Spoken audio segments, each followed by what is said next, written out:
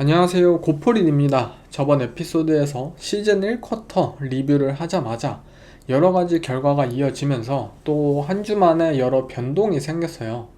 먼저 LA 차저스의 올 시즌은 쉽지 않을 것 같아요.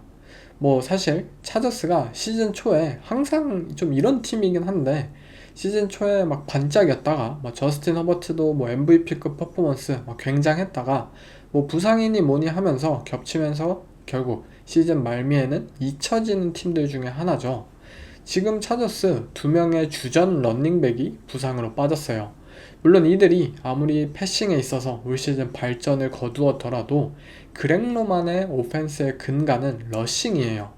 그리고 마음껏 패싱을 펼치기에도 양 주전 태클이 없다는 점, 저스틴 허버트가 경기당 50%나 프레셔에 시달린다는 점, 워싱턴 커맨더스의 디펜스를 상대로 저번주 압살당했다는 점은 너무 크게 다가옵니다. 그렇다고 차저스의 디펜스가 엄청난 수준도 아니고요. 이들의 스킴적인 단순함이 어느 정도 한계를 맞이하고 있다고 일전에 언급을 드렸었죠. 물론 허버트가 지금 폼이 좋기에 상승세를 예측할 수도 있겠지만, 같은 디비전 라이벌 팀들인 덴버 브론코스의 디펜스가 너무 막강하고 보닉스가 조금만이라도 정신을 차리면 이글스 같은 디펜딩 챔피언도 덴버가 충분히 잡을 수 있다는 사실, 그리고 캔자스시티 칩스는 뭐 항상 강하잖아요. 궤도를 타면은 금방 이 컨텐더로 올라올 팀이에요.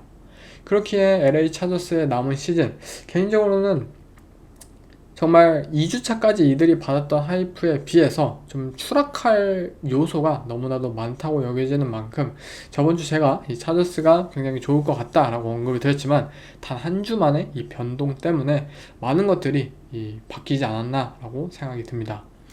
레이븐스를 보면은 레이븐스도 텍산스를 상대로 진짜 아무것도 하지 못했다는 점, 텍산스의 오펜시브 라인 그냥 누구나 공략할 수 있는 수준이에요. 근데 레이븐스의 디펜스는 그조차도 못했습니다. 못하는 애들끼리의 대결에서도 진 게 바로 레이븐스 디펜스였어요. 그냥 끝이라고 생각을 하고 있고요. 카디널스의 경우 진짜 그 멍청한 실수로 분위기가 급변할지도 모른다 생각해요. 저번 주 AD 미첼이 똑같이 이러한 실수를 저지르고 2주 연속 똑같은 일이 벌어졌다는 게 믿기지가 않아요. 근데 런닝백이 디메르카도의 펌블 말고도 쿼터백인 카일러 머레이의 필드 위에서의 행동이라든지, 이 팀이 우리가 시즌 전에 우려했었던 리더십, 팀 컬처라는 측면에서 조금 위기가 있을지 모른다고 생각해요. 당장 다음 경기를 잘 견뎌야만 하는 상황인데, 카디널스가 만약 다음 경기에도 좋지 않게 패배를 당한다든지 한다면 저는 급격히 무너질 가능성이 있다고 생각이 듭니다. 네, 조금 오프닝에 이 두서가 많았는데요. 주요 경기 리뷰 바로 한번 들어가 보겠습니다. He fits the system. The system is important for a lot of players, and it shows in his game. So shout out to Kyle, man, John, and them. They doing a good job of getting people prepared. 카일 샤난 감독과 쿼터백인 맥 존스, 이 풋볼에 진짜 만약은 없겠지만 트레이 랜스가 아니라 진짜 그 드래프트에서 맥 존스를 뽑았더라면 어떻게 됐을지 아직도 아쉽고 아직도 궁금해요. 카일 샤난 감독의 가장 큰 업적들은 이 백업 쿼터백들과 함께 했을 때 나온다고 생각하는데요. 맥 존스가 진짜 엄청난 경기를 펼쳤고, 또 켄드릭 보니, 저스틴 제퍼슨급의 활약을 펼쳤어요. 이들은 언더센터로 경기를 시작을 해서 러싱 게임을 시도하고 그것을 플레이 액션으로 연결시키고 샷건 포메이션에서 확장시키는 모든 과정들이 물 흐르듯이 깔끔하게 이어졌어요. 맥 존스가 경기 후 인터뷰로 카일 샤난 감독이 말한 대로 리시버들이 그 장소에 와 있고 모든 것들이 예측한 대로 펼쳐졌다라고 표현을 했듯이, 램스의 디펜스는 조금 속수무책이었어요. 이들은 아마 촘촘하게 커버리지를 펼친다면 맥 존스가 패스를 막 주저하고 이 촘촘한 존을 뚫지 못할 것이라고 생각을 한 것 같아요. 그런데 맥 존스는 이날 본인만의 리듬을 지속적으로 가지고 있었고 빠른 템포로 주저하지 않고 패스를 시도했어요. 결국 램스는 존 베이스의 오프 커버리지로 리시버들에게 공간을 내어준 플레이를 했는데 이게 오히려 패착이 된 거죠. 맥 존슨은 이날 실제로 뭐 딥볼을 거의 시도하지 않았어요. 한 번밖에 던지지 않았는데 딩크앤덩크 오펜스로 램스 디펜스를 부쉈을 뿐이에요. 결국 투 하이 커버리지를 유지한 이 존 커버리지를 유지했던 램스 디펜스의 게임 플랜을 상대로 나이너스의 오펜스가 완승을 거둘 수 있었고, 부상 때문에 쉽지 않을 거라 예상했던 나이너스의 시즌이 오히려 현재 최고의 성적을 기록하고 있다는 사실이 굉장합니다. 매튜 스태포드의 경우에도 정말 잘했던 경기였어요. 마지막 드라이브, 투투 애들이라는 리시버에게 38야드짜리 진짜 사이드라인 딱 가깝게 패스 던진 거는 와 진짜 감탄만 나왔습니다. 디반테 아담스에게 던진 이 엔티시페이션 기반의 패스들도 분명히 눈부셨고, 뭐 푸카 나쿠아는 지금 리그 최고의 리시버라고 해도 과언이 아니죠. 개인적으로 션 맥베이 감독이 이 푸카를 모션 시킨 다음에 인설트 블락을 하는 척 B갭 사이로 침투시켜서 바로 라우트 타게 하는 전략을 이전에도 여러 번 언급을 드렸는데, 이걸 이제 맥베이 감독이 더 확장시켰어요. 디마커스 로빈슨이라는 또 다른 리시버도 막 이거를 쓰고, 디마커스는 나이너스 리시버죠. 조던 휘팅턴이라는 리시버도 막 이 사이로 지나가고, 그리고 푸카 나쿠와 함께 리시버 2명이 동시에 양쪽 B갭 사이로 올라가서 라우트를 타고 여러가지 이런 모습들을 봤는데, 디펜스 입장에서는 얘네들이 막 풀러도 막 잘 활용하고 리시버들을 막 세컨 레벨로 올려서 블락을 시키는 상황도 굉장히 많기 때문에 뭐가 다가올지 모르는 거예요. 어떤 변화가 다가올지. 그래서 막 속수무책으로 당하고 이런 모습들을 많이 봤는데, 분명 램스도 저력이 있었던 경기였다고 생각해요. 이들이 생각보다 본인들이 준비해왔던 게임 플랜이 오히려 잘 맞아떨어지지 않았을 뿐이지, 이들은 충분히 또 어쨌든 디비전 경기이고, 뭐 션 맥베이 감독이 뭔가 역사적으로 이 카이 셔넌 감독에게 정규 시즌에서 약하다는 뭔가 그런 전적도 있잖아요. 그런 경기였기 때문에 예상치 못한 업셋을 당했지만, 저는 램스 입장에서도 충분히 많은 것을 기대할 수 있었던 경기였다고 생각합니다. Lean on your brother. Play for your brother. We all we got. We all we need. Play hard. Play smart. Offense, let's go beat us. Defense, special teams. If it don't got a blue jersey on, take that. Gang on 3, 1, 2, 3. 정말 재밌게 본 게임이에요. 그리고 이 게임은 어쩌면 꽤 많은 것을 함축하고 있을지도 몰라요. 톰 브래디 이후에 갈피를 잡지 못하고 이 빌 벨리책 감독마저 무너졌던 뉴잉글랜드가 썬데이 나잇 풋볼 경기에서 디비전 라이벌이자, 그리고 단순한 팀이 아니죠, 버팔로 빌스 슈퍼볼 컨텐더 팀을 잡았다는 것은 새로운 페이트리어츠라는 프랜차이즈를 정말 널리 알리는 그러한 의미가 있었다고 봐요. 그것도 단순히 누가 부상이었다든지 그런 컨디션이 안 좋은 상대 이런 게 아니잖아요. 진짜 진검승부를 통해서 멋있는 대결로 이겼잖아요. 드레이크 메이의 이날 퍼포먼스는 제가 이 선수에 대한 가졌던 의문들을 어느 정도 좀 씻겨내주는 수준이었어요. 이 선수는 정말 좋은 쿼터백이 될지 모르겠다라는 생각이 들었습니다. 그가 보여주었던 이 포켓 밖에서의 플레이가 정말 패트릭 마홈스나 조시 앨런이 하는 그러한 플레이가 단순히 운에 의해서 경기당 한 번 나오는 그런 것 수준도 아니고 진짜 매 드라이브마다 나왔거든요. 이 말은 즉슨 이거는 뽀록이 아니다. 지속적으로 드레이크 메이는 슈퍼 플레이를 펼칠 수 있다는 사실이에요. 패치 오펜스진이 정말 불안했던 순간, 특히 러닝백인 이 스티븐슨이 지속적으로 펌블 이슈로 뭔가 불안하고 무너질 수 있었던 상황인데, 그 순간에 드레이크 메이가 혼자 경기를 풀어나가면서 뚝심 있게 중심을 잡아줬어요. 그러면은 어떻게 빌스 디펜스 잘 잡았냐라는 것을 좀 더 얘기해보자면, 먼저 저번 주에 이 맥다니엘스 코치의 오펜스에 대해서 잠깐 이야기를 했었는데, 이번 주 모습들을 보면서 이들의 색채가 더욱더 눈에 띄었어요. 예전 톰 브래디와 했었던 그러한 오펜스를 단순히 드레이크 메이와 똑같이 한다고 사실 생각하시면 될 것 같아요. 하지만 뭔가 어느 정도의 변형이 있을 뿐이죠. 이들의 오펜스는 11 퍼스널의 비율이 46%로 리그 28등이에요. 대신에 12 퍼스널은 리그 7등, 21 퍼스널은 리그 6등, 즉 리시버를 뭐 3명 이상 쓰는 오펜스를 추구하는 것이 아니라 이들은 오히려 엑스트라 타이트엔드와 런닝백을 더욱 많이 기용하는 무거운 팀이라는 뜻이에요.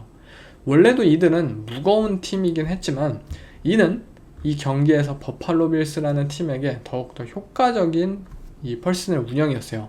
그 이유는 항상 말하지만 빌스의 디펜스는 가볍기 때문이에요. 이들이 추구하는 것. 패키지가 무거웠을 때 빌스의 디펜스는 강점을 가지지 않아요. 그렇기에 패치 오펜스의 무겁다는 특성은 빌스라는 상대 팀에게 더욱더 들어맞았던 것이죠. 패치 본인들은 무거운 퍼스널을 바탕으로 러싱에 대한 위협을 주었고 원래도 러싱 디펜스에 있어서만큼은 리그 최하위였던 버팔로 빌스는 더군다나 투 하이 커버리지 디펜스를 펼치기 때문에 이들의 라인베커들은 러싱 디펜스에 더욱 빠르고 강하게 반응할 수밖에 없어요. 패치 입장에선 당연하게도 플레이 액션의 기회가 그 어느 팀을 상대했을 때보다도 더 큰 기회가 생겼고 언더센터에서의 스트레이트 드랍백 이 패키지와 함께 이 경기에 가장 큰 역할을 해냈습니다. 이날 패치는 플레이 액션을 무려 41.7%나 사용했는데 올 시즌 5주차까지 가장 많은 비중이었고요. 플레이 액션에서 많이 내려온 이 라인베커 뒤로, 라인베커는 러닝백을 쫓아야 하기 때문에 막 내려와요, 공격적으로. 근데 그 뒤로 세이프티까지 이어지는 그 공간이 너무나도 넓죠. 타이트핸드를 보내가지고 20야드짜리 패스를 성공시킨다든지 아니면 리시버 스테판 딕스를 공간으로 보내요. 야, 너 알아서 그린그리스 찾아와. 우리 그냥 믿고 보낼게. 라는 식으로 넓어진 존 사이로 원하는 대로 그 리시버를 풀어주기도 했어요. 또한 만약 스냅 전에 라인베커가 플랫을 커버하는 상황이 오면은 그대로 그냥 스트레이트 드랍백, 퀵 패스를 통해서 굉장히 쉬운 5야드짜리, 6야드짜리를 야드 전진을 러싱 대신 시도해내기도 했고요. 그리고 굉장히 많은 스플릿백 포메이션을 활용했어요.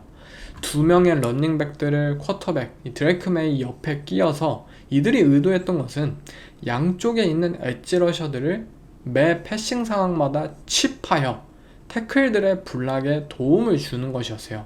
또한 확실한 체크다운 요소를 이 런닝백들이 블락 후에 바로 체크다운으로 활용이 되면서 오펜스에 이러한 체크다운 요소를 설정해서 네거티브 플레이들을 최소한으로 제어해내겠다는 의도였어요. 물론 결과적으로 드레이크 메이는 이날 4개의 색을 당하고 어느 정도 많은 프레셔에 시달리기도 했어요. 그러나 스킴적으로 이 세팅된 이 도움들이 드레이크 메이가 슈퍼 플레이를 만들 수 있는 그 찰나의 순간, 정말 0.1초의 차이로 메이가 자꾸 막 공을 결국 운반시키고 막 이런 모습들이 이어졌잖아요. 그 찰나의 시간, 그 찰나의 기회들을 벌어다 주었다고 생각해요. 메이는 분명 많은 것을 할 수 있는 선수였지만 결국 일관성이라는 측면에서는 항상 의심을 받았던 선수예요. 그렇지만 올 시즌 이 쿼터백이 가장 많이 발전한 부분이 바로 일관성이지 않을까 싶어요. 그리고 이 부분에 있어서 이 조시 맥다니엘스 코치의 천재성이 돋보입니다. 원래 드레이크 메이가 루키 시즌에 인상적이었던 부분, 드래프트 당시에도 강점으로 꼽혔던 부분은 이 선수의 뒷볼이라고 생각을 해요. 좋은 어깨를 가졌고 백숄더 스로우를 굉장히 자신감 있게 던지는 선수잖아요. 그런데 올 시즌 드레이크 메이의 뒷볼 시도는 5주차까지 총 9번에 불과합니다. 리그의 현재 쿼터백, 주전 쿼터백 중에 마이크 페닉스 주니어, 그리고 에런 로저스, 그리고 저스틴 필즈를 제외하면은 리그 최하위권에 불과해요. 조시 맥다니엘스 코치는 분명 드레이크 메이의 강점을 알고 있어요. 그러나 본인의 팀 사정에 있어서 뒷볼을 노린다는 것은 확실한 상황이 아니라면 안 되는 것을 알고 있고 오히려 이 쿼터백이 리듬을 바탕으로 경기를 조립하는 것이 이 쿼터백의 성장에 있어서 필수적임을 느낀 것이에요. 이들이 오펜서적으로 하나하나 쌓아 올리는 모습을 보면 굉장히 즐겁고 앞으로가 더 기대되는 상황이에요. 상대했던 빌스는 물론 디펜스적으로 역시나 불안했던 팀이긴 해요. 그렇지만 그렇다고 해서 저는 드레이크 메이의 이번 경기의 활약을 좀 낮게 보고 싶지 않습니다. 어쨌든 프라임타임 경기, 가장 큰 라이벌이자 정말 강팀으로 분류되었던 빌스를 상대로 이렇게 자신감 있는 모습을 선보이고 결국 승리를 따냈다는 것은 드레이크 메이에 대한 평가를 좋게 할 수밖에 없었던 경기였다고 생각이 듭니다. 빌스의 디펜스에 대해서 좀 얘기해보자면 일단 너무나도 불안했던 점이 컸죠. 뭐 이번 시즌 4주차까지의 모습만 봐도 런 디펜스가 너무나도 취약했고, 그렇다고 뭐 패스 디펜스를 잘하느냐, 그것도 사실 그냥 투하이 커버리지 펼치고 하니까 당연히 런 디펜스에서 뚫리는 만큼 패스 디펜스는 그냥 따라왔을 뿐이에요.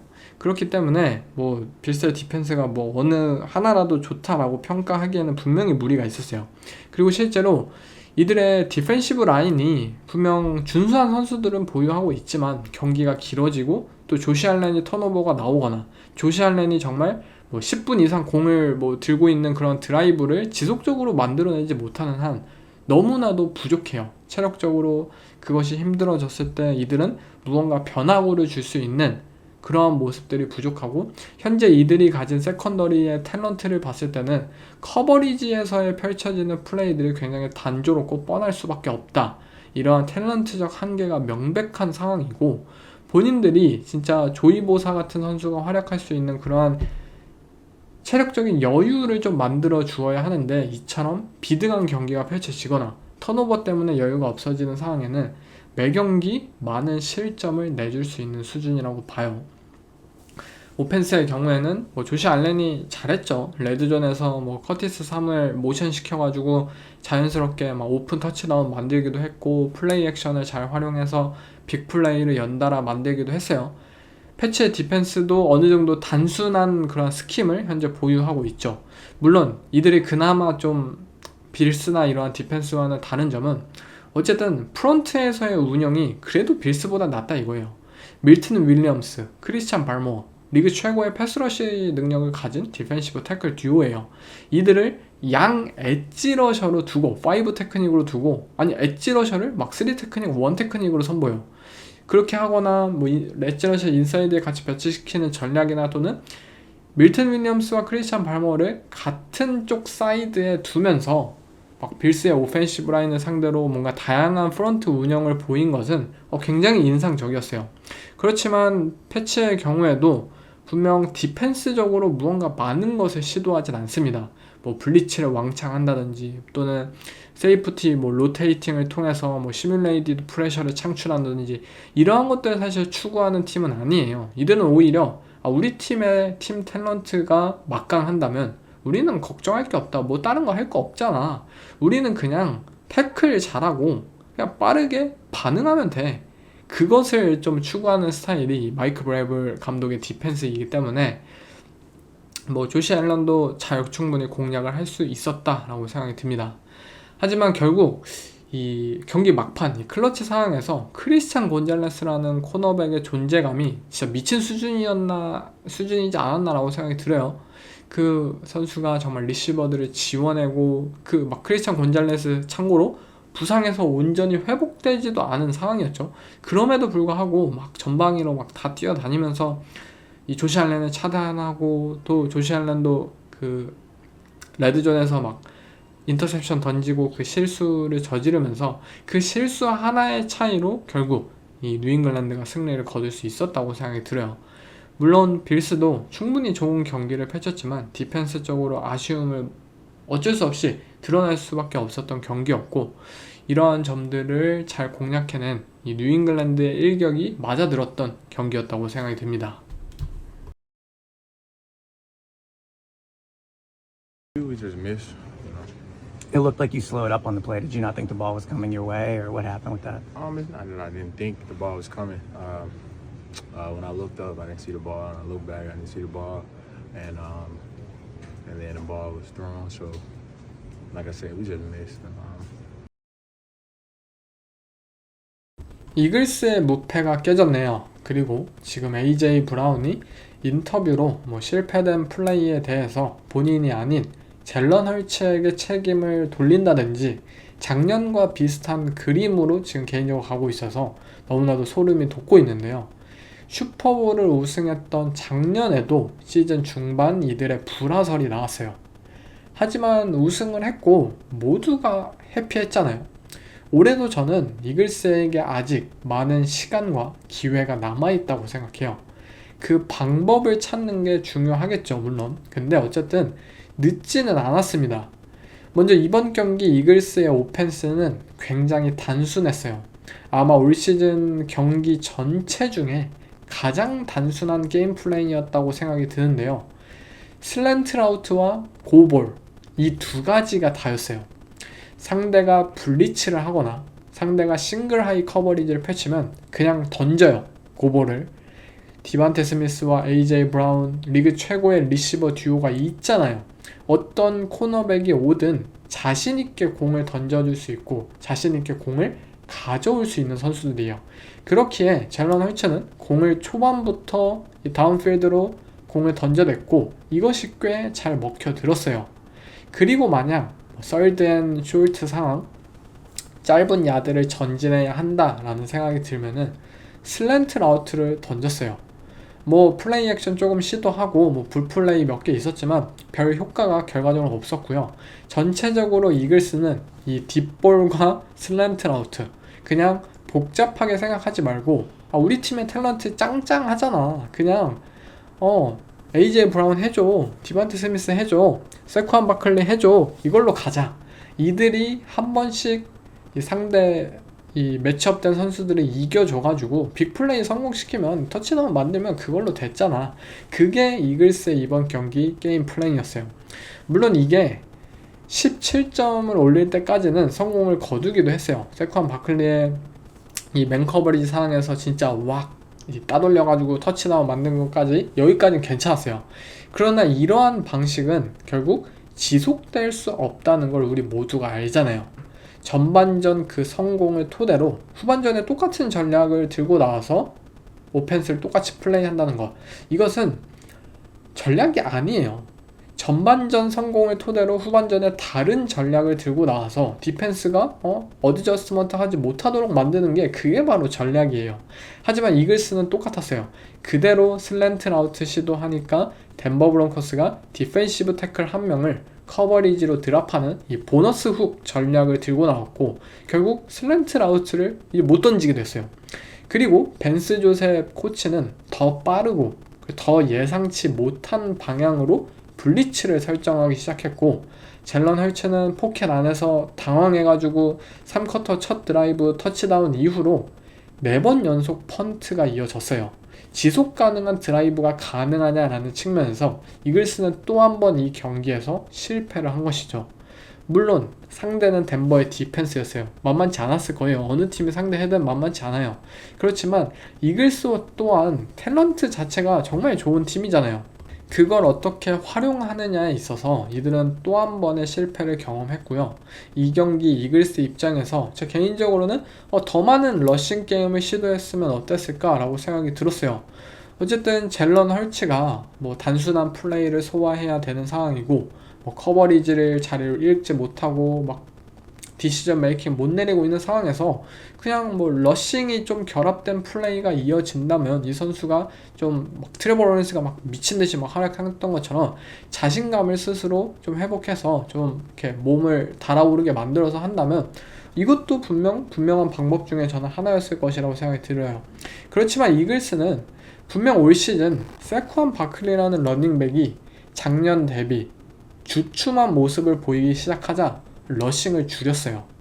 물론 상대팀이 바클리 잘해, 우리 팀의 이번 주 이 디펜스의 준비는 무조건 바클리를 중심으로 가자, 어차피 젤런 헐츠 공 못 던져, 그냥 우리 이번 경기 바클리 준비 잘하고 그러면 돼 라는 식으로 이렇게 많은 팀들이 대비를 해오기 때문에 오히려 이글스 입장에서는 오케이, 너네가 예상치 못한 패싱 게임으로 경기를 이끌어 갈 거야 라는 전략은 물론 좋아요. 근데 이게 먹혀들지가 않잖아요.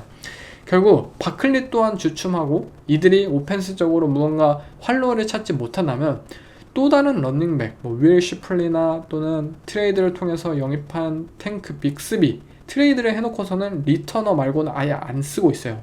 바클리가 분명 체력적으로 힘들어하고 효율이 떨어지는 모습이에요.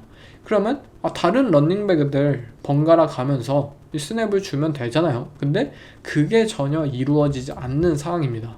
패싱 게임에 있어서도 물론 3쿼터에 이 세컨 바클리가 상대 라인베커와 1대1 매치업이 딱 벌어졌고 그 상황에서 터치다운을 만들어냈긴 했지만 그러한 모습을 작년에는 진짜 매 경기 나왔잖아요. 매 드라이브마다 바클리를 이 패싱 게임에서의 옵션으로 활용하는 모습들이 정말 많이 나왔어요. 하지만 올 시즌 전체적으로 이러한 존재감이 부족한 게 사실이고요. 이들이 타이트엔드를 패싱 게임에 잘 녹여냈던 것처럼 러닝백들을 이 단순히 패싱 상황에서 블락커로서만 고집하는 것이 아닌 좀 더 패싱 웨폰으로 활용하는 모습을 늘려야 한다 생각해요. 이글스는 다른 러닝백들이 가지지 못한 능력을 가진 이 세컨 바클리라는 특별한 선수가 있잖아요. 이들이 잘 풀리지 않는다고 그것을 해결하는 과정이 또 한 번 단순함이라는 그 선택을 했다는 사실. 물론 탤런트가 정말 좋아요. 그렇기 때문에 이 단순함이 좋은 결과를 때때로 불러올지도 몰라요. 17점을 올릴 때까지는 괜찮네 라고 성공을 거두기도 했고요. 근데 그걸 바탕으로 다음 페이지로 넘어가야 할 때 이들은 또 한 번 실패했다는 점은 굉장히 좌절스럽습니다. 반면에 덴버 브론코스의 경우 좀 오펜스적으로 반등이 있었던 경기죠. 이글스의 막강 디펜스를 상대로 이 스크린 플레이와 플레이 액션을 통해서 경기를 셋업해 나갔고요. 엑스트라 라인맨을 좀 많이 활용하면서 이글스가 막강하잖아. 디펜시브 라인맨들, 특히 인테리어 디펜시브 태클들이 정말 세니까 그냥 우리 라인맨 추가적으로 6명 기용해가지고 확실하게 밀어내는 방향으로 가자 라는 대응을 해내기도 했고요. 그리고 이 경기에서는 덴버의 오펜스에서 코를랜드 서튼이라는 리시버가 얼마나 좋은 선수이냐를 결국 잘 보여준 경기였다고 생각해요. 엑스 리시버로서 바운더리에 혼자 상대 코너백과 매치업이 고립된 상황에서 경기 초반 2번의 경합까지는 이글스의 코너백인 퀴넌 미첼 진짜 만만치 않다 라고 생각을 했지만 그 이후의 플레이에서 특히 대부분 썰드 앤 숄트 상황, 진짜 쿼터백의 가장 중요한 상황에서 보닉스의 타겟은 무조건 코를랜드 서튼이었고요. 그리고 서튼은 그 캐치를 다 따냈고 뒷볼이면 뒷볼, 빅플레이면 빅플레이, 퍼스트 다운이 필요했던 5야드짜리 패스면 그 패스, 본인에게 주어진 역할 모두를 군말 없이 톡톡히 해냈고 보닉스 또한 최대한 공을 이번 경기에서는 좀 빨리 뿌리면서 이글스 디펜스 상대법을 이 션 페이튼 감독의 지시대로 좀 잘 따라주었던 느낌이에요. 아직도 고점이 보이진 않았어요. 하지만 션 페이튼 감독조차 이 사용법을 찾지 못했었던 에반 잉그램이 이 경기에 드디어 터치다운을 기록을 했고요. 또 코를랜드 서튼이 퀴넌 미첼 상대로 승리를 해냈고 보닉스가 올 시즌 처음으로 괜찮은 이 퍼포먼스였다라는 사실이 덴버에게 있어서 굉장히 긍정적인 경기였다고 생각이 들어요. 두발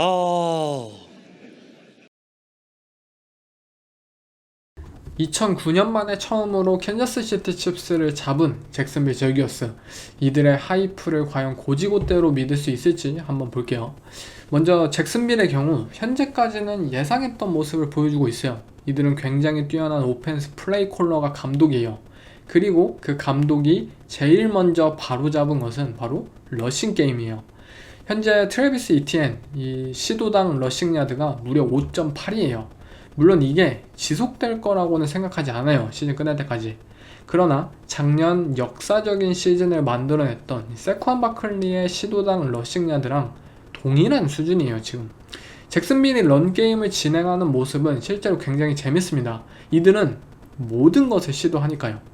모션에 결합되어서 존 러싱, 갭 러싱, 풀러 활용, 듀오 컨셉, 크랙 토스, 각종 모든 플레이들이, 그리고 캔자스시티 칩스를 상대로는 타이트엔드와 모션 리시버를 같은 방향에 있게 만든 후에 모션 리시버는 엣지 러셔를 킥아웃하고 타이트엔드는 그대로 스플릿 플로우로 진행한 다음에 엣지 러셔가 아닌 바로 세컨 레벨로 올라가는데 이 컨셉이 굉장히 창의적이었어요.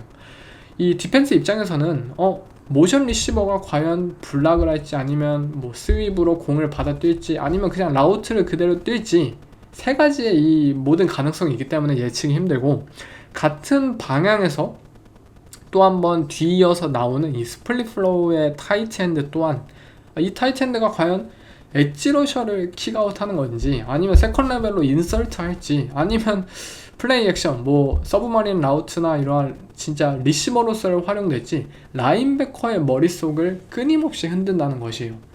결국 코엔 감독이 의도하는 것은 우리 런게임에 이 다양한 장치들을 통해 너네가 반응하지 못하도록 이 선수를 묶어두는 것이에요. 그 결과 이들은 시즌 전에 대단하다고 생각되지 않았던 오펜시브 라인맨으로 리그 최고의 런게임을 보여주고 있어요. 심지어 이건 코엔의 강점인 스크린 게임이 제대로 셋업되지 않은 상황에서 얻어낸 업적이에요. 스크린 게임의 경우는 작년 템파베이처럼 시즌이 갈수록 더욱더 발전할 거라고 생각이 듭니다. 런게임의 이 성공을 바탕으로 라인베커는 움직일 수가 없고요. 그 뒤로 플레이 액션에서 라인베커 머리 위로 막 공이 지속적으로 날아가고 있고, 잭슨빌은 시종일관 딥 크로서를 이 필드 중앙에 보내면서 오펜스를 펼치고 있어요. 지금은 물론 그 디테일이 아직 완벽한 수준까지는 아니에요. 트래비스 헌터는 아직도 라우트의 끝을 어떻게 마무리 지을지 정확히 모르고 있고요. 하지만 브라이언 토마스 주니어가 시즌 진짜 3경기까지 진짜 엉망진창이었던 모습과는 다르게 점점 나아지고 있는 모습이고요. 또 트래비스 헌터도 막 성장을 해내고 이번 경기에서 보여준 이 말도 안 되는 운동 능력을 통해서 슈퍼 캐치를 해낼 것이고, 굳은 일을 마다하지 않는 이들의 리시버들이 많이 있기 때문에 저는 잭슨빌 오펜스 더 높은 고점을 바라볼 수 있다고 생각해요. 지금 잭슨빌이 패싱 게임을 만들어내는 방향성을 한번 보세요. 브랜든 스트레인지, 이 타이트엔드가 현재 시즌 20캐치로 팀 내 1등이에요. 이 모든 런게임의 요소, 뭐 라인베커를 정지시키고 그 뒤로 펼쳐지는 플레이 액션과 다운필드 패싱 게임, 딥 크로서, 이 브랜든 스트레인지는 그 공간을 이 대신 수혜를 입어서 잡아먹을 수 있는 타입의 선수예요. 그리고 이 모든 것들을 리암 코엔 감독이 의도적으로 만들고 있고요. 디펜스의 경우에도 마찬가지입니다. 잭슨빌의 디펜스, 리그 트렌드를 따라가고 있다고 반복해서 말씀드렸잖아요. 스킴적으로 작년에 비해서 가장 큰 격변을 하고 있는 애틀란타 팔콘스와 투톱인 팀이에요. 패트릭 마홈스에게 만들어냈던 데빈 릴로이드의 99야드짜리 픽6, 제가 매주 얘기하는 플레이입니다. 라인베커가 블리츠처럼 보이기 위해 이 라인 선상에 같이 서서 머그룩을 보이다 스냅 후에 당연히 쿼터백이 블리츠를 생각해서 이 한 라우트의 공을 던질 그 패스 레인으로 따라 커버리지 드랍을 하였고, 결국 그 한 라우트에 던진 공을 인터셉션에서 99야드짜리 픽6로 연결을 했습니다. 이 플레이는 미네소타 바이킹스의 라인베커죠. 앤드류 반 긴켈의 전매 특허예요. 그런데 바이킹스보다 더 탤런트적으로 뛰어난 이 잭슨빌이 이러한 스킴을 따라가고 있고, 아마 패트릭 마홈스가 진짜 40년 후에 본인 커리어를 막 되돌아봤을 때 진짜 70살 먹고도 진짜 픽6 그때 내가 왜 던졌을까, 이거 진짜 뼈 아프다라고 느껴질 만한 그런 플레이를 만들어냈어요. 데빈 릴로이드의 시즌 인터셉션이 지금 4개입니다. 라인베커인데 코너백이나 세이프티 다 제치고 인터셉션 지금 압도적으로 1등이에요. 그만큼 잭슨빌 디펜스 스킨 변화에 따른 이 효과를 선수들이 지금 얻어내고 있다고 볼 수 있어요. 종합적으로 현재 듀발, 이 잭슨빌, 이 팀은 분명 인디애나 콜츠와 함께 충분히 고평가를 받아도 되는 팀이라고 생각해요. 그러나 이들이 실질적으로 작년 템파베이 벅스처럼 플레이오프에서 승리를 거둘 수 있는 팀으로 분류되기 위해서는 쿼터백인 트레버 로렌스에게 99.99% 모든 것이 달려있다 생각해요. 이번 경기 트레버 로렌스 잘 못했다는 뜻이 아닙니다. 억울했던 그 인터셉션은 사실 심판이 도대체 그걸 왜 못 봤을까? 누가 봐도 DPI고 그거는 그냥 명백한 페널티였는데, 아무튼 로렌스 입장에서 굉장히 아쉬웠을 만한 그 상황이었고, 준수하게 전체적으로 플레이했다고 볼 수 있어요. 커리어 최고의 러싱 야드 기록을 세웠던 경기였고, 러싱 터치다운도 2개나 만들면서 과정이 막 아름답진 않았는데 어쨌든 2개나 만들면서 이 선수가 필드 위에서 보여준 자신감들은 분명히 긍정적이었어요.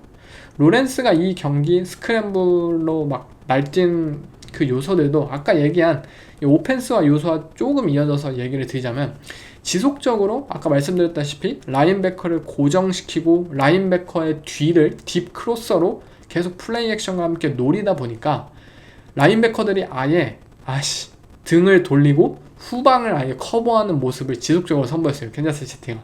그러다 보니까 트레버 로렌스 입장에서는 나 안 봐? 이렇게 라인베커 너네 뭐 크로서 마크하는 거 좋아, 근데 나 안 봐? 그럼 나 뛴다? 나도 뛸 수 있어 라고 하면서 정말 많은 스크램블 러싱을 보여주었죠. 하지만 포켓 안에서의 로렌스의 모습은 아직도 굉장히 실망스러워요. 노어들 상황에서 제대로 한 번에 오퍼레이션을 하지 못한다든지, 레드존에서 딜레이 오브 더 게임 페널티를 받는다든지, 또는 뭐 라인 오브 스크리미지 선상을 넘어서 막 패스를 하다가 그런 기초적인 실수 하다가 또 페널티를 받기도 하고, 그리고 중요한 것은 필드 위에서 벌어지는 너무나도 많은 기회들을 놓친다는 거예요. 이 쿼터백은 현재 첫 번째 리드 이후에 벌어지는 플레이들이 다 최악이에요. 만약 퍼스트 리드가 성공하지 않았을 때, 공을 던지지 않았을 때 세컨드 리드, 서드 리드로 시선을 옮겨야 하는 상황이 벌어진다든지, 또는 플레이 액션 이후에 등을 돌리고 오케이 이제 디펜스가 새롭게 펼쳐졌을 때 이 쿼터백은 너무나도 당황스러워하고 기대할 수 있는 플레이가 거의 없어요. 물론 이 경기 위닝 드라이브를 만들어냈던 이 브라이언 토마스 주니어에게 던졌던 딥볼은 진짜 완벽했어요. 이 선수는 그 패스를 얼마든지 던질 수 있는 능력을 가졌어요. 그렇지만 로렌스는 아마 연간 5천만 달러 이상을 받는 쿼터백들 중에 가장 일관성이 없는 쿼터백이라고 생각해요. 베이커 메이필드의 경우에도 뭐 일관성이 떨어지는 지금 같지 않았던 시기가 있었죠. 그렇지만 베이커는 클러치 상황에서는 언제든지 이 선수가 해낼 것이라는 기대감이 있었던 선수였고, 필드 위에서 실제로 베이커의 뭐 스웨그, 이러한 자신감들은 지금의 로렌스에게 기대할 수는 없다고 생각해요. 결국 모든 것은 트레버 로렌스가 일관성 있는 모습을 보이느냐예요. 그가 리암 코엔 감독이 던져주길 원하는 그 필드에 조금 깊은 중앙 지역을 어떻게 읽어내고 어떻게 플레이하는 법을 배우지 않는다면 이 오펜스는 더 큰 고점을 달성하지 못할 것이에요.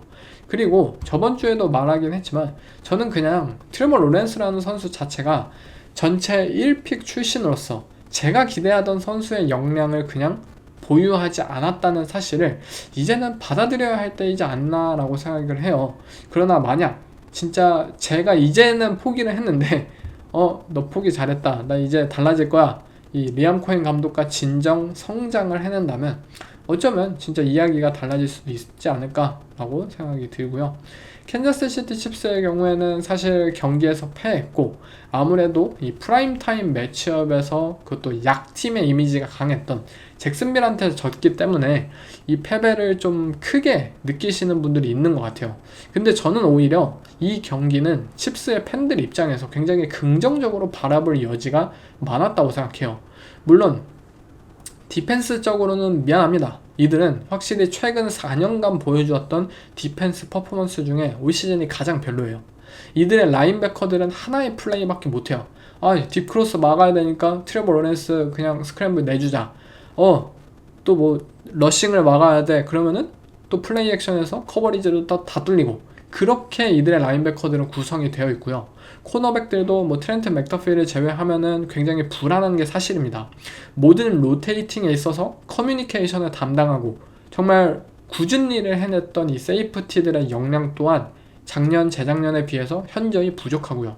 그리고 라인에서도 크리스 존스는 한 살 더 나이를 먹었고, 조지 칼라프티스 물론 연장 계약한 이후로 좋은 모습을 보이고 있어요. 그렇지만 이 선수 마일스 게럿이나 마이카 팔슨스 이러한 타입의 선수는 아니잖아요. 하지만 오펜스적으로는 굉장히 큰 상승세를 보이고 있다 생각해요. 특히 버티컬 패싱 게임을 펼칠 수 있다는 요소가 있다는 점. 작년 칩스는 멀리 공을 던질 선수가 없었어요. 자비에 워디는 루키 리시버로서 백필드에서도 모든 것을 담당해야 하는 디코이 역할을 선보여야 했기 때문에 자비에 워디가 디코이를 해야 돼서 막 버티컬 라우트를 타지 못한다면 뭐 디안드레 호킨스는 그런 이 스피드 타입의 리시버가 아니었죠. 하지만 반면에 지금 캔자스 시티 이들에게 있어서 빠른 스피드를 가지고 있고 넓게 필드를 벌려줄 수 있다는 요소가 있다는 사실은 마홈스에게도 더 빠른 디시전 메이킹을 할 수 있도록 도와주고 있고, 트래비스 켈시에 대한 이들의 생각에도 분명히 긍정적으로 영향을 끼치고 있어요. 이 늙고 빨리 은퇴해가지고 연예계 진출만 바라보고 있는 타이트엔드를 예전처럼 오펜스의 중심으로 설계할 수 없다, 우리 인정할 거는 켈시 너는 이제 레드존 같이 필요한 상황에서만 그냥 잘 해주면 되고, 다른 선수들이 정말 각종 모션이나 각종 수직적인 요소를 통해서 공간을 벌려줄 때 너는 그때 그냥 수혜를 입을 수 있는 상황에서만 좀 캐치를 해주기만 하면 돼 라는 식으로 이 칩스가 활용을 하고 있어요. 결과적으로 이 패싱 게임이 수직적인 요소가 결국 상대에게 위협적인 수준으로 영향을 끼치고 있기에 러싱 게임에서 폭발적인 플레이가 올 시즌 이 경기 처음으로 나왔어요. 카림 헌트와 또 아이자 파체코가 이번 시즌 가장 긴 러싱 야드를 이번 경기에서 나란히 기록을 했습니다. 이들은 이제 단순히 러싱에서 3야드, 2야드 이런 진짜 짧은 야드는 물론 잘해요. 막 썰된 원, 썰된 숄츠, 폴센 인치 다 잘하는 런닝백들인데 4야드 이상을 막 가는 걸 힘들어하던 선수들이잖아요. 근데 이제 이 오펜스가 어느 정도의 폭발력을 가지고 있다는 점은 저는 분명히 긍정적으로 바라볼 요소라고 생각이 듭니다. 물론 전체적인 오펜스 탤런트는, 특히 오펜스 웨폰즈는 다른 컨텐더 팀들에 비해 부족해요. 런닝백들도 주스가 부족하고 리시버들도 다른 팀의 넘버 2급에 있는 선수들조차도 없죠, 이 팀은. 그러나 이들이 오펜스에 수직적인 요소를 장착했고 이 요소가 지난 3년 동안 없었다라는 점을 생각한다면 올해는 좀 다른 모습을 기대할 수 있을 거라 생각해요. 수치를 좀 더 들여다보자면 작년에 캔자스 시티는 딥패스 20야드 이상의 패스 시도율이 7.1%였어요. 7.1. 리그 28등. 근데 올해는 13.1%예요. 거의 2배 수준인 거죠. 리그 3위였나 6위였나 하는데, 근데 타임 투 스로우, 공을 이제 던지기까지 걸리는 시간이 작년엔 2.81초였는데 올해는 2.61초예요. 작년보다 올해 패스를 더 멀리 던지는데 오히려 공을 던지기까지의 시간은 짧아졌다는 뜻이에요. 이 말은 즉슨 패트릭 마홈스가 명확하게 준비된 이 내려진 플레이 콜들을 잘 던지고 있다는 뜻이에요. 지금 칩스가 2승 3패예요. 하지만 작년 시즌 진짜 운으로도 이기고 그 원 포지션 차이로 매번 승리했던 15승 1패였던 캔자스 시티 칩스보다 저는 지금의 2승 3패 칩스가 더 나은 팀이라고 생각해요. 오펜스적으로. 디펜스는 다른 이야기지만 저는 이 팀이 분명 라시 라이스의 컴백과 함께 또 한 번의 디비전 우승을 거머쥐고 챔피언십 경기에서 조시 앨런과 막 명경기를 또 한 번 만들 수 있는 그러한 저력이 있다고 생각이 들었어요. My understanding is that's the coach's job to get him ready, and I'm learning the game plan too. So. 트레이드에 대해서 이야기 좀 해볼까요? 지금 클리브랜드 브라운스가 이 조 플라코를 6라운드 픽과 함께 신시내티 벵갈스로 보냈다고 합니다. 대가는 2026년 5라운드 픽을 보냈고요. 먼저 앤드류 베리를 이건 또 한번 칭찬을 하고 싶어요. 분명 이 아무것도 얻어낼 수 없었던 그 쿼터백 지옥에 막 5명 로스터에 막 줬었던 그런 상황에서 케니 피켓을 어쨌든 돈을 받고 팔았잖아요. 이 트레이드 픽을 받고 팔았잖아요. 근데 조 플라코도 뭔가의 대가를 받고 넘긴다는 것 자체가 이거 엄청난 장사 수완이에요. 물론 드션 왓슨에게는 다 퍼졌어요. 근데 어쨌든 또 본인들이 또 장사를 이제 판매자의 입장에서는 앤드류 베리가 장사를 잘했다라고 인정을 하고 싶어요. 이 조 플라코의 트레이드를 좀 목격하신 분들은 다들 왜 했을 거예요. 아니 조 플라코가 물론 아직도 공을 잘 던져요. 근데 일단 40살이고요. 지금 브라운스에서도 1승 3패 잘하지를 못해서 벤치가 된 상황이에요. 이 쿼터백이 막 진짜 그냥 집에서 애들 돌보고 막 소파에서 같이 경기를 보고 있었더라면 불러가지고 영입을 할 수도 있겠죠. 근데 트레이드까지 굳이 할 만한 선수는 아니잖아요, 솔직하게. 그만큼 이 트레이드는 신시내티 벵갈스라는 구단이 얼마나 형편없는지를 또 한번 보여준다고 생각이 듭니다. 먼저 신시내티 벵갈스, 이들은 팀빌딩을 정말 더럽게 못하는 팀이에요. 리그 최고의 쿼터백을 가지고 있고, 그리고 리그의 넘버원, 넘버2 리시버에게 어마어마한 계약을 동시에 주었고요. 그게 끝이에요. 그 외 모든 것들에 대해서는 관심이 없어요. 디펜스가 무너지든, 뭐 트레이 앤더슨이 재계약을 못하든, 오펜시브 라인이 잘못되든, 결국 이들은 뭐 리시버 2명, 쿼터백 1명 매번 이렇게만 살아가는데, 매년 조 버로우는 다치고 이들의 시즌은 망할 것이 분명해요. 그리고 더 큰 문제는 이러한 상황 속에서 플랜 B가 없다는 점이에요. 조 버로우의 부상 이후에 이들은 어쩌면 조 버로우가 시즌 아웃이 아니다, 조 버로우가 뭐 12월에 돌아올 수도 있다 라고 생각을 하기 때문에 백업 쿼터백과 최대한 좋은 성적을 거두어야만 하는 상황이에요. 따라서 몇 년 전에 좋은 모습을 보이기도 했었던 이 제이크 브라우닝을 선발로 내세웠죠, 최근. 그러나 지금 브라우닝은 선발 쿼터백의 수준이 아니에요. 6주차 경기부터 조 플라코를 이 선발로 내세울 예정이죠. 몇 년 전에 제이크 브라우닝 분명 뭔가 2년 전에 활약을 했던 느낌이 있는데, 아마 여러분들 모두가 기억을 하실 거예요. 긴가민가 하시지만. 근데 이 선수가 그 선수 맞나? 라고 싶을 정도로 정말 처참한 모습이에요. 왜냐? 잭 테일러 감독이 병신이니까요. 먼저 조 버로우와 이 제이크 브라우닝은 다른 종류의 쿼터백입니다.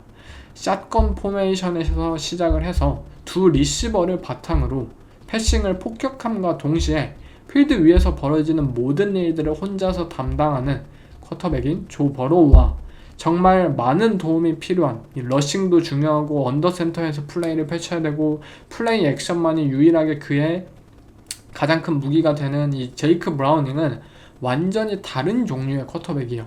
그리고 문제는 지금 벵갈스의 오펜스는 모든 게 완벽히 조 버로우라는 쿼터백을 중심으로 짜여져 있어요. 리시버 2명에게 7천만 달러를 연간 쏟는 이들의 오펜스는 진짜 이 2명의 리시버를 제대로 활용을 못한다면 답이 안 나오는 오펜스예요. 오펜스 구조 자체가 말이 안 되잖아요. 하지만 제이크 브라우닝은 이러한 오펜스에는 지금 적합한 선수가 아니라는 거예요. 그렇다면 예전처럼 제이크 브라우닝이 언더센터에서 뭐 플레이 액션도 많이 하고 뭐 러싱 위주로 그때처럼 가면 안 되냐라고 물을 거예요. 근데 예전과 지금은 환경이 달라졌죠. 그 당시 조 믹슨이라는 러닝백을 바탕으로 폭발력이 있었던 러싱 게임에 비해 지금 벵갈스의 주전 러닝백 체이스 브라운의 시도당 러싱 야드는 2.5예요. 2.5야드는 트레버 로렌스의 그 어설픈 달리기보다도 못한 수준이에요. 그리고 갑작스럽게 이 조 버로우가 부상을 당한 상황 때문에 단 5일 만에, 단 일주일 만에 완전히 새로운 오펜스를 이끌어내기가 잭 테일러 감독에게 있어서는 쉽지가 않은 거죠. 왜냐면 그 정도의 역량이 없는 감독이거든요.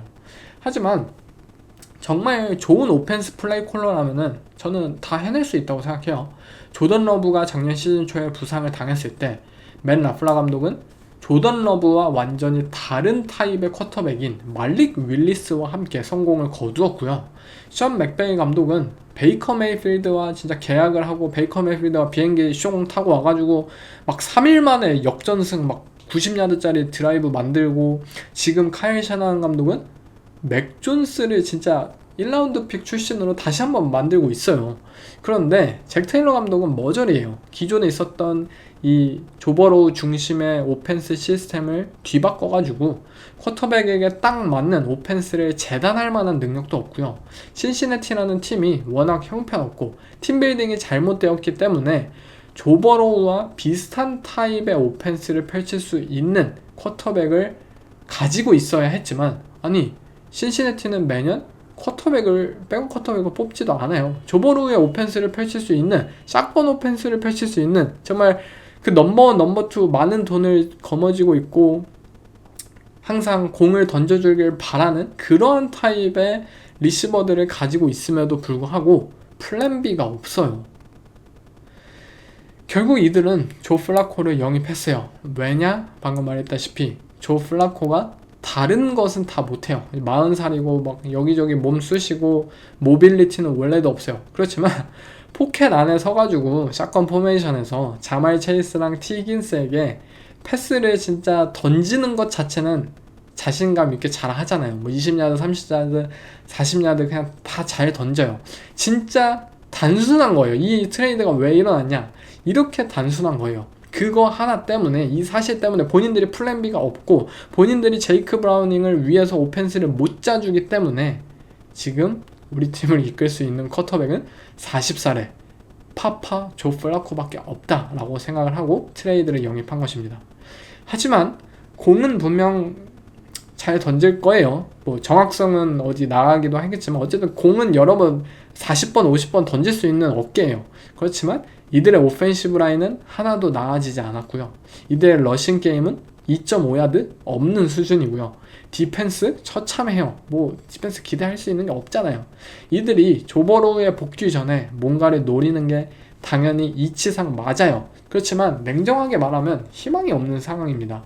이미 시즌을 포기하고 정말 내년, 내후년에 노리는 게 현재로서는 맞지 않나. 그리고 그때가 온다면 잭 테일러 감독이 반드시 사라져야 한다고 생각합니다. 다음 트레이드는 레이븐스가 디펜시브 라인맨인 오다페 오웰을 차저스로 보내고 알로이 길먼이라는 세이프티를 얻어왔다는 소식이에요. 하버 형제가 뭐 트레이드를 어떻게 했을지 사실 상상이 안 가요. 뭐 아빠 집에 모였다가 야 우리 지금 세이프티 다 부상인데 한 명만 줘. 우리는 칼리맨 이후로 디펜시브 라인맨 없는데 뭐 줘. 뭐 이런 식으로 가는지는 모르겠는데 아무튼 들여다보자면 레이븐스는 카일 해밀턴조차 현재 부상이에요. 뭐 디펜스 전원이 막 부상이라고 해도 과언이 아니죠. 세이프티진이 지금 붕괴된 상황이고 본인들 디펜스의 가장 큰 문제가 뭐냐라고 생각을 했을 땐 결국 커뮤니케이션이라고 스스로를 답을 내린 것 같아요. 작년에도 그랬지만 아무튼 이 커뮤니케이션이라는 측면에 있어서 베테랑 선수를 데려와서 빨리 공백을 일단 채워놓자 라는 의미예요. 신체적으로 이 알로이 길먼이라는 세이프티가 뭐 신체적으로 뛰어난 선수는 아닙니다. 부족한 선수이고 하지만 똑똑하고 또 리더로서 뭔가 디펜스를 조율하고 하는 능력은 분명히 있는 만큼 레이븐스의 이 트레이드의 의도는 명백해요. 그렇지만 팀 내 시즌 최고의 패스러셔를 트레이드로 보냈다는 것은 가뜩이나 레이븐스의 디펜스의 이 디펜시브 라인 뎁스가 원래 약하잖아요. 근데 매듀 뷔케라는 디펜시브 태클이 시즌 아웃이 됐어요. 더 약해졌어요. 근데 이 상황에서 우리 팀의 최고의 패스러셔를 또 보냈다라는 점은 상대 쿼터백을 압박할 선수가 이미 없었는데 더 없어진다라는 점. D라인 뎁스가 진짜 이렇게까지 얇아질 수 있을까 싶은데요. 이들이 과연 플레이오프에 진출하더라도 이 4명의 디펜시브 라인맨을 통해서 상대 쿼터백의 옷깃이라도 스칠 수 있을까? 정말 좀 힘든 이 예측이 가능한 상황이고요. 모든 플레이를 사실 뭐 블리츠나 심프레셔로 뭐 이어갈 수는 없잖아요. 그리고 본인들이 이러한 거를 잘 하고 싶어도 지금 커뮤니케이션 실패 때문에 좋은 결과로 이어지지 않고 있고요. 레이븐스 입장에서 분명히 본인들의 현 상황 이해는 가요. 뭐라도 해야 됐다. 그렇지만 지금 이 상황은 동쪽 벽을 허물어서 서쪽 벽을 메운다는 이 속담이 좀 생각이 나는 상황입니다. 라마 잭슨도 이번 주에도 결장을 할 것으로 예측이 되는데 아마 이번 주 램스를 상대로 이 경기에서 패한다면 저는 레이븐스의 올 시즌이 끝이지 않을까 싶어요. 이들은 분명히 램스를 상대로 기적을 만들기엔 부족해요. 램스도 진짜 방심할 팀은 아닙니다. 진짜 업셋을 하기만 하면은 역대급이긴 한데 그렇기에는 좀 쉽진 않을 것 같고요. 만약 이번 주 진다 그러면 1승 5패 그리고 뭐 바이윅을 가진다면 2주 후부터 시카고 베어스, 마이애미 돌핀스, 미네소타 바이킹스, 클리브랜드 브라운스, 뉴욕 제츠, 신시내티 벵갈스, 피츠버그 스틸러스, 신시내티 벵갈스예요. 바이윅 이후에는 8연승을 어쩌면 노려볼 수도 있는 상대들이긴 해요. 스케줄이 괜찮아요. 그리고 뭐 나머지 이제 3경기에서 1경기만 이기더라도 뭐 10승 7패로 어쩌면 플레이오프에 뭐 진출할 수 있을지도 모르죠. 그런데 NFL은 진짜 이렇게 막 연승을 매주 거두고 하는 게 진짜 쉽지가 않습니다. 그리고 작년 신시내티 벵갈스도 똑같은 상황이었잖아요. NFL은 매주 한 경기 한 경기 확실치가 않고요. 특히 본인들의 디펜스가 이렇게 문제가 많은 상황 속에서 8연승을 이어간다. 굉장히 힘들 것 같고요. 이들이 물론 오펜스가 엄청나요. 라마 잭슨도 정말 잘하고 뭐 데릭 헨리도 잘할 수 있어요. 펌블만 안 하면. 근데 지금의 디펜시브 라인 뎁스를 봤을 때 과연 이들이 상대 아무리 쉬운 상대더라도 원정 경기를 뛰고 뭐 안 좋은 그런 날씨에서 과연 8연승을 이어갈 수 있을지 현재로서는 그러니까 가능성은 있는데 진짜 희박한 게 현실이지 않을까 라고 생각이 드네요. 전반적으로 현재 이 트레이드 대상자들을 한번 살펴봐도 좋을 것 같아요. 현재 꼴찌가 확실한 팀들이 분명히 있죠. 마이애미 돌핀스의 경우에는 감이 오진 않았어요. 이들은 저번 주에 반드시 이 팬터스를 상대로 이겼어야만 한다고 생각이 드는데 역전을 당했어요. 단순히 뭐 부상진이 있고 이걸 떠나서 마이애미의 팀 컬처가 확실하게 무너졌음을 확인할 수 있었던 경기였어요. 마이크 맥다니엘 감독이 뭐 돌핀스라는 팀에 계속 있어왔자 스스로를 해칠 뿐이라고 생각해요. 본인의 천재성을 따라오지 못하는 쿼터백, 많은 돈을 투자를 했지만 잘못된 방향으로 가고 있는 디펜스. 만약 정말 이 맥다니엘과 투와 이후의 시대를 생각한다면 트레이드를 충분히 돌핀스가 이제 세일을 해도 되지 않을까라고 생각이 들고, 가장 큰 후보로는 저는 러닝백인 이 HN이 굉장히 좋은 후보이지 않을까 싶어요. 폭발적인 플레이의 대가로서 현재 러닝백이 뭐 다 아웃된 LA 차저스나 또는 뭐 폭발력이 좀 필요한 샌프란시스코 나이너스, 그린베이 패커스도 생각해 볼 만하고요. 어쩌면 캔자스 시티에게도 가장 필요한 선수이지 않을까 싶어요. 이제 그냥 포지션별로 한번 생각을 해보자면 세인츠의 알빈 카마라도 최근 계속 몇 년간 뭐 트레이드를 한다 안 한다 뭐 이런 후보에 올랐는데, 이제 진짜 뉴올리언 세인츠가 이제는 카마라와 좀 결별을 선택해도 되지 않을까. 미래를 생각해야 된다면 카마라로 뭐라도 건져내는 게 옳은 방향이라고 생각하고요. 조 믹슨이나 에런 존스가 뭐 나이 먹고 다른 팀에서 이 생활해도 막 좋은 모습을 보여줬던 것처럼 아직도 알빈 카마라가 뭔가를 할 수 있다고 생각이 듭니다. 다양한 오펜스 웨폰으로 활약할 수 있는 선수이기 때문에 아까 언급드렸던 이 오펜스 웨폰진이 필요한 팀들이 분명히 쫓아올 이 가능성이 있다 생각해요. 사실 이번 트레이드 마켓이자 그리고 항상 매년 인기 있는 포지션은 결국 디펜시브 라인맨들이에요. 특히 확실한 패스러셔들이죠. 작년 필라델피아 이글스가 엄청난 뎁스와 로테이션을 통해서 슈퍼볼 압승을 거둔 것처럼 팀들은 이 플레이오프를 위해서 D라인 뎁스를 구축하는 것이 굉장히 중요해요. 현재 가장 큰 매물은 아마 벵갈스의 트레이 핸드릭슨이라고 생각해요. 이 벵갈스라는 팀과 연장 계약을 실패했고 뭐 선수 본인 스스로도 좀 미련이 없을 것 같고요. 또 벵갈스도 이번 시즌 사실상 포기를 해야 하는 상황이기 때문에 이 트레이드 픽이라도 얻는 게 맞다고 생각이 들고요. 문제는 시즌 전에 만약 트레이 핸드릭슨을 팔았더라면 뭐 1라운드 픽이라도 그래도 더 뭐 1라운드 픽이 안 되더라도 2라운드 픽 하나는 건졌을 텐데, 지금 뭐 연장 계약도 못하고 지금 뭐 값어치도 낮아지고 이도저도 아닌 상황에서 벵갈스가 또 한 번 얼마나 형편없는지 지금 계속 매주마다 알게 되는 이 상황입니다. 라스베가스 레이더스가 뭐 아무리 망했어도 맥스 크로스비를 팔지는 않을 것 같고요. 말콤 쿤스나 뭐 타이리 윌슨이 어쩌면 대상자가 될지도 몰라요. 과연 라스베가스가 본인들 스스로 어떠한 상태인지에 대해 결단을 내릴 수 있느냐가 이 트레이드의 관건이라고 봐요. 지금 디비전 꼴찌로서 팀 상황이 굉장히 좋지가 않잖아요. 지노 스미스를 트레이드로 데려오면서 피트 캐롤 감독도 선임하고 톰 브래디에게 자문을 구하고 구단주로 영입하고 칩 켈리에게 최고의 연봉을 준 이들인데 결과가 너무 안 좋습니다. 오펜시브 라인은 그냥 폭파된 수준이고요. 상위 픽으로 뽑았던 러닝백 젠티는 뭔 활약을 펼칠 수 없는 상황이고, 지노 스미스는 잘못된 판단들을 이어가고 있어요. 이 선수가 시애틀에서 뛰었던 선수와 동일한 선수인가라고 믿기지가 않을 정도예요. 어쩌면 이 레이더스 스스로 너무 오만했을지도 몰라요. 브록 바우스와 이 애시튼 젠티가 있기에 베테랑 쿼터백 데려와서 모든 게 다 잘 풀릴 거라 잘못된 생각을 했던 거죠. 하지만 디펜스 탤런트도 처참했고 오펜스에게 뭔가 기회를 주지 못하는 상황이고 이들의 오펜시브 라인 뭔가를 보여줄 수 없고 칩 켈리가 진정 이 UCLA에서 다시 한번 이 본인의 그런 오펜스 커리어를 되살렸는데 NFL에서는 또 한번 무엇을 보려는지 아직 확실하게 방향을 알 수 없는 상황이에요. 실수를 인정하고 어느 정도 나아가길 원한다면 저는 레이더스가 이 미래에 없다고 느껴지는 선수를 좀 팔아야 된다고 생각해요. 다음은 뉴욕 자이언츠죠. 잭슨 달트와 함께 이제 새로운 거를 뭔가 만들고 있는 팀이기 때문에 뭔가 파이어 세일을 하겠다라는 것은 아니겠지만 어쨌든 팀 성적이 올 시즌 좋을 것 같진 않고 또 엣지 러셔 포지션에 있어서 교통 정리가 필요한 게 사실이에요. 케이반 티보도 이제 연장 계약 시기가 다가왔기 때문에 트레이드를 하는 방향으로 이어지지 않을까 싶어요.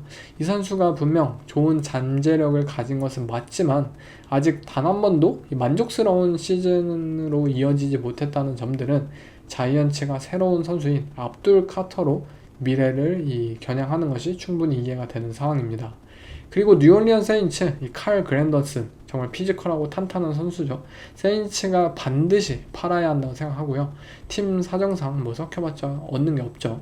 디펜시브 태클 중에서는 클리브랜드 브라운스의 말리 콜린스 그리고 테네시 타이탄스의 제프리 시몬스가 가장 큰 대어라고 생각합니다. 시몬스는 지금 또 다른 제2의 전성기이지 않나 싶을 정도로 굉장히 잘해요. 진짜 올 시즌 미쳤어요. 근데 그만큼 대가가 꽤 세겠죠. 어쩌면 1라운드 픽 아니면 높은 2라운드 픽 정도를 아니면 2라운드 한 장, 4라운드, 3라운드 한 장 이 정도로 되는데 영입만 하면은 저는 진짜 엄청난 자산이 될 거라고 생각을 해요. 모든 팀들이 분명 디펜시브 라인맨이라는 포지션은 다 영입이 필요하겠지만 특히나 지금 더 절실한 팀들을 꼽자면 에이든 허친슨의 반대편이 절실한 디트로이트 라이온스 그리고 닉 보사의 시즌 아웃으로 로버트 살레 감독의 폴다운 디펜스를 실행하기 위해 누군가가 필요한 샌프란시스코 나이너스 그리고 D라인 탤런트를 확실하게 업그레이드할 필요가 있는 버팔로 빌스 그리고 칼릴 맥의 부상이 큰 LA 차저스가 그리고 캔자스 시티 칩스도 이번에는 좀 과감하게 움직일 필요가 있다고 생각해요. 그리고 역시나 트레이드 이런 사건 중에는 필라델피아 이글스가 또 무슨 짓을 할지 모르죠. 한 가지 분명한 것은 AFC든 NFC든 지금 완벽한 팀이 없다라는 점이에요. 디트로이트가 잘한다든지 하지만 패커스에게 무기력하게 졌었죠. 그린베이 패커스 잘한다든지 근데 브라운스에게 업셋 당했죠. 버팔로 빌스 뉴잉글랜드에게 업셋 당했죠. 지금 필라델피아 이글스도 제정신이 아니고요. 모든 팀들이 다 슈퍼볼 우승의 가능성이 열려있는 상태예요. 무패 팀이 없다라는 사실이 꼭 이걸 의미하진 않지만 어쨌든 현재 압도적인 팀이 없다, 우승 후보가 없다라는 상황인데 고만고만하게 모두가 가능성을 가지고 있고 엘리트 쿼터백을 가진 팀들이 그나마 좀 몇 걸음 앞서 있는데 그렇기에 만약 본인들이 올해가 진짜 우리가 걸어볼 때다 좀 욕심이 난다 라는 생각이 든다면 저는 이번 트레이드 마켓에서 적극적으로 움직여야 한다고 생각이 듭니다. 진짜 고만고만해요. 그렇기 때문에 다들 자신감을 가지고 뭔가 미래를 좀 팔고 올 시즌 걸어도 되지 않을까라고 생각이 드는 시점입니다. 이상 5주차 리뷰를 마쳐봤는데요. 사실은 제가 10월 11일 이번 주 토요일에 결혼을 합니다. 그래서 신혼여행을 가는 관계로 6주차, 7주차 리뷰 이 앞으로 2주 동안은 유튜브 업로드가 없을 예정이고요. 신혼여행 끝나고 돌아와서 이 8주차 리뷰, 2쿼터 시즌 리뷰를 통해서 다시 한번 복귀를 하겠습니다. 신혼여행을 미국으로 가기 때문에 이제 직관도 할 예정인데요. 여러분들도 모두 즐겁게 풋볼 즐기시고 나중에 볼게요. 그러면 이번 에피소드는 여기서 마치겠습니다. 감사합니다. Guys, it's not easy to win in this league. It's not. And for us to keep taking steps, guys, we compete our off. That's the reality, man. That's the reality. We compete our off, and good will happen. I'm proud of you guys. What a great opportunity for us, our team, our fan base. Great opportunity, and you guys stepped up to that challenge, man. Really proud of you guys.